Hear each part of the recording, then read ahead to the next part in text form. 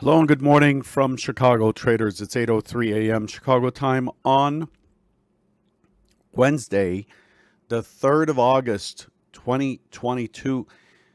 This is episode number 2286. Thanks for joining me. Derivatives trading is not suitable for all investors. Past performance is not necessarily indicative of future results. Popping right over to the CT Convergent Trading pre-market summary sheet this morning, we see that the market's in a mild risk-on posture. For risk this morning, we see that crude is getting a nice pop. Remember, the OPEC decision is going to come in today.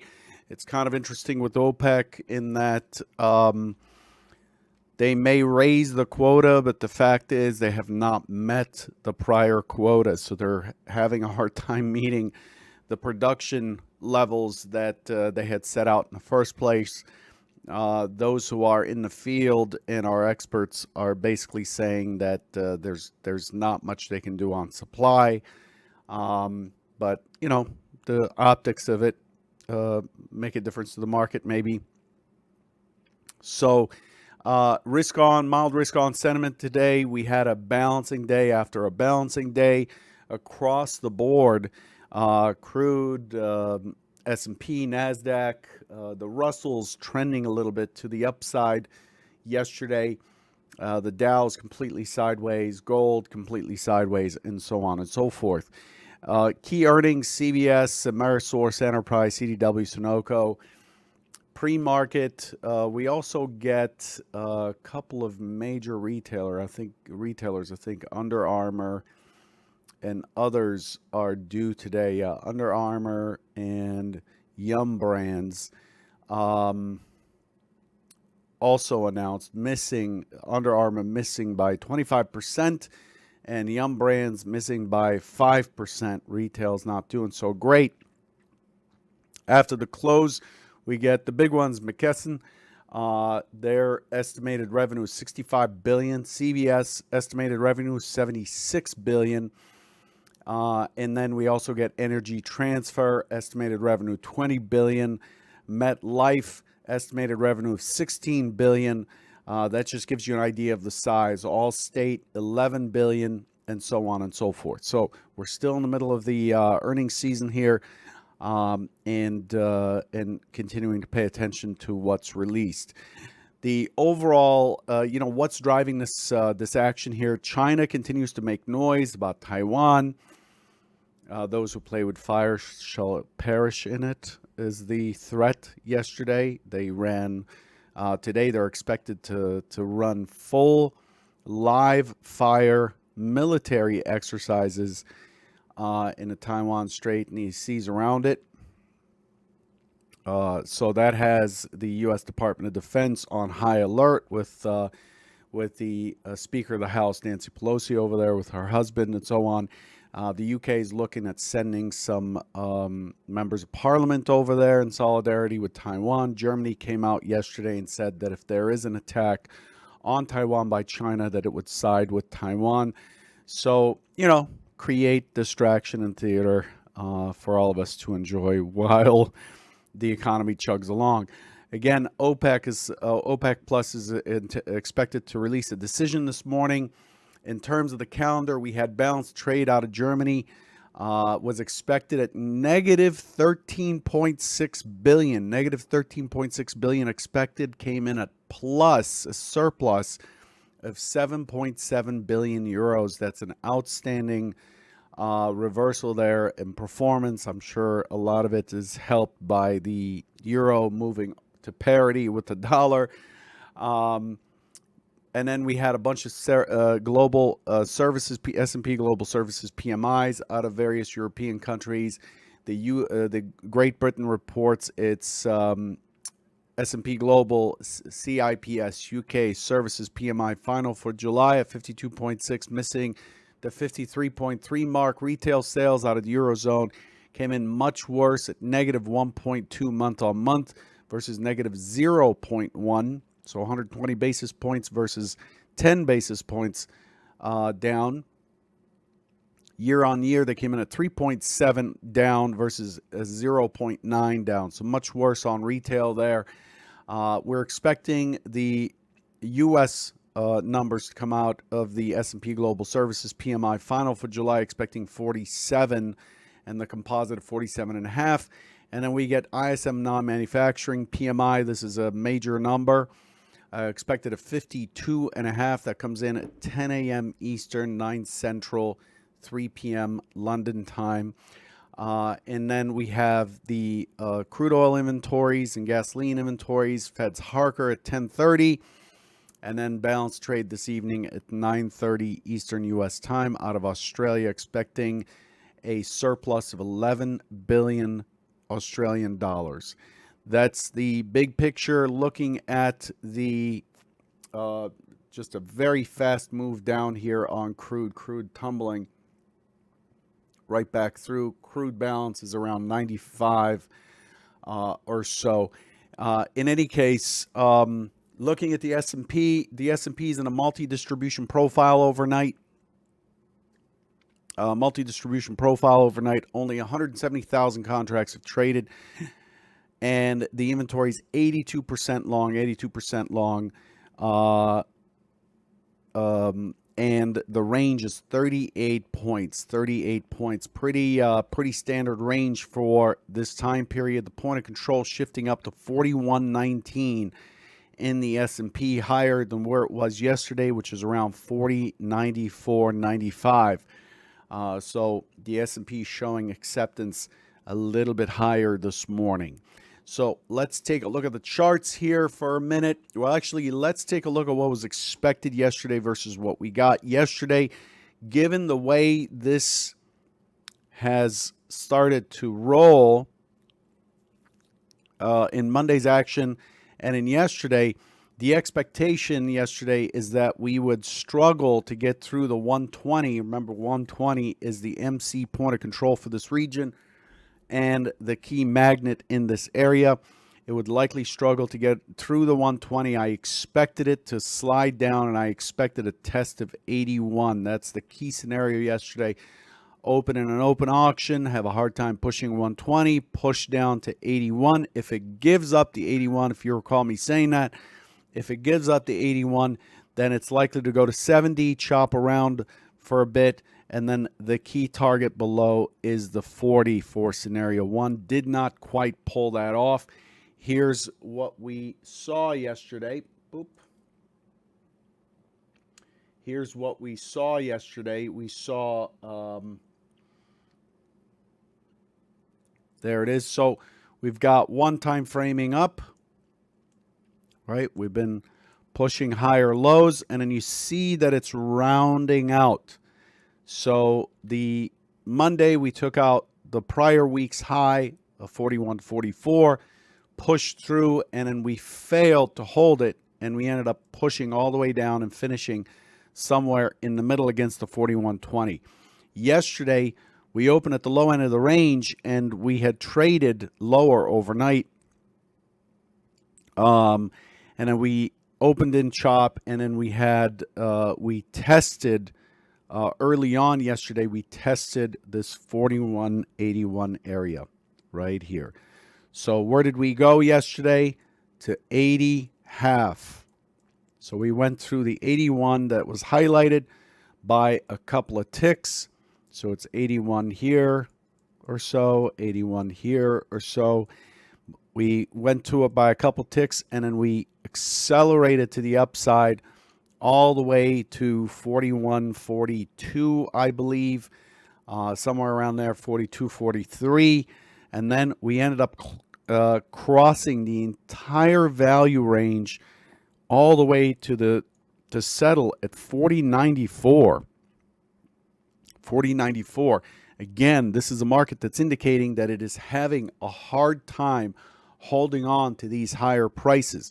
What we got yesterday is another balanced profile. So what we have here is a balanced range. So this creates a bit of an MC point of control up in this region. And you could see that 41.20 still the control area, and that's where we're trading right now. The S&P is ticking around 41.19, 41.19. We're opening basically in balance here. So you got to pay attention to the quality of any push higher. We may trigger one-time framing down if we hold yesterday's high, or lower. If we put in a lower high, then this triggers off one-time framing down, and then we have a much higher probability of a test of this low volume zone between 60 and 70 and the 40 area.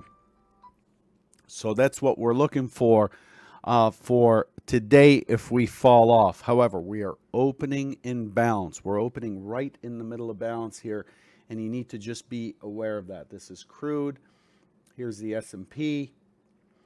So if you look at what's going on here, let's throw a profile on to this region right here.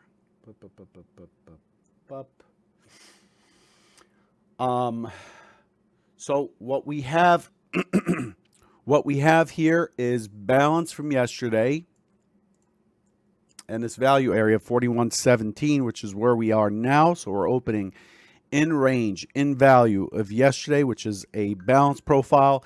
And then we had a balance profile the day before, balance the day before, which we traded all the way across. Remember yesterday I said 41.15 is likely to be an initial test. If we break the 41.15, look for 41.20, and then if it pushes through the 41.20, then I'm looking for a test of 41.40. The big trade yesterday, I think I narrated in the Head Trader channel or the Mavens channel on Convergent, was along from 41.01 right in here, 41.01 back to 41.19 and a half, front running the 41.20. That was a trade that was narrated live there, and it did end up pushing a lot farther, but I didn't have the bullets to hold on. And then today what we're doing is we're opening, you can see the value area shifting down, between yesterday and the day before, and you could see the composite is looking kind of balanced with a point of control right here. So the point of control is a 41.20 right there. This little line right here is the point of control. And so we have an upper distribution, a valley. We have the point of control area, a lower distribution with a valley right in here. And we are opening right in the middle of the upper distribution. So this is becoming more and more defined with every day that we trade here, and I'm expecting this to be a two-way trade with a skew to the downside. We do have this weakness right here. Again, I'm going to highlight the 81, 80 half, and if you go back here, the high at 81, this area here, we keep testing and retesting, and it's a weak low in this balance. Yes, we do have a weak high as well, a 41.44, last week's high, and we came up close yesterday and came right off, and this thing is just balancing out. So this is something you really need to pay attention to, in that we are in a range that is completely balanced. So if you look at it, that's your value range right there, 41.40, which is basically the value area high of Monday, 41.40, all the way down to 40.92, which includes, let's adjust this. It's actually not that wide. Oh, it is 40.92, 41.40. This is your balance right here, this orange area, with a point of control of 41.20. And that's all you need to know about the S&P. I mean, it's really completely balancing. It's showing signs that it is likely to push off to the side. Oops, I moved the dots, but Let's get rid of it. Um, it's showing signs that it's likely to be weak because of these multiple tests. So the low, it should not be testing the low like this, but it is running the entire gamut in this value area, and it is likely going to wait for Friday's non-farm payrolls to do anything substantial. Okay, so that's the S&P right there. This is how things are shaping up. I mean, there's not much more to it. There are clear structures below us that are not entirely strong that we're likely to roll over and test. The key one being the 4140 is mentioned, and that's what we have. Let's take a look at crude oil for a minute. Crude, pit session only. Very interesting plays here in crude. Let's bring this back a little bit just so that we have a bigger picture. Really, crude is in balance between 190. Really not much to say about crude except that we have this this area in the middle that it's not able to fill in yet. We have a clear rejection of prices above 100. We have balance right here, and we are trading below it. We opened at 8 o'clock. The pit session opened, and we have a bit of a drive down. This is the little correction that has taken place. So the pit opens, and this thing is going where? It's going right back to composite balance, to the balance that we've been in for the last couple of days. So this is, this product short term, very, very short term, this product stuck between 93 and this 95 area, and I found it to be a little more difficult to trade right now, especially with OPEC going. But crude oil has been an okay trade. It's actually, in my opinion, it's actually a pretty technical trade. We still have the gap zone. You can see the shadow right here. Let me just make the cloud levels a little more opaque.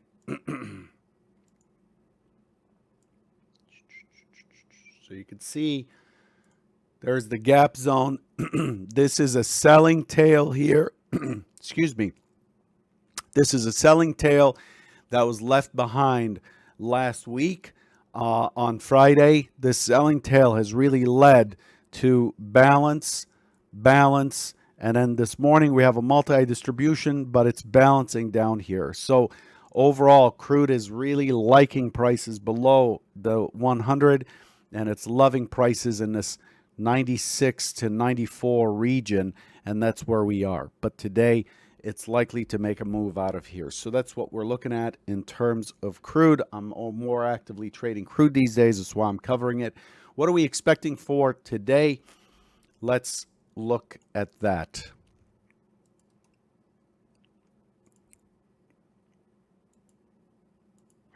Primary scenario for the S&P. The S&P is about 85, 88% long inventory. Open auction today, looking for a response down, looking for it to push into this the stock zone in the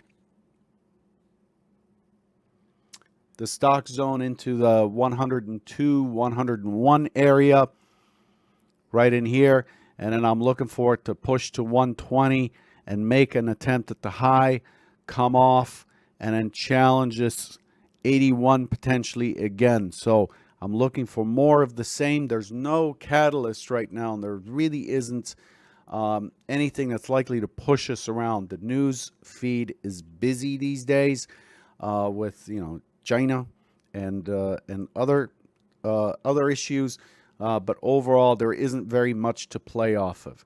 The secondary is an open auction that pushes, and if we do push, we're likely to challenge that 43 high from yesterday and the 44, and we're likely to squeeze through. The price up higher is around the 60 area. That's the next key area to test, but this is a big balance area within a big balance area. Now remember, May, June had this area be the ultimate balance, perfect price for the S&P back then. we're seeing the same action. We've come into balance and we're trading in balance. This is how an auction's supposed to work. So any push out of here is likely to be pulled back into the range back to 41.20. So I'm fading any rally out of this area. I'm going to let it run out of steam, and I'm looking to fade it on a weak retest for a pullback into the range. This is likely to stay like this until something fundamental changes. That could be the unemployment number. That could be something that the Fed decides to put into action. Who knows? But the market's waiting for more information. That's what we have here. So it's hit and run type of trading right now. It's just have your R factor correct for this type of trade. Take your risk off fairly early. Let the runners run, but don't put too many expectations on runners. The R factor for me for the last 2-3 weeks has been lower than I would like it to be, but that's because my runners, which, I mean, rule of thumb, nothing statistically studied or anything, whereas before I used to get 2/3 of my runners running, now it's less than half because it's not running the distance, okay? Good luck, and I'll catch you tomorrow. Hopefully you gained something today. Take care.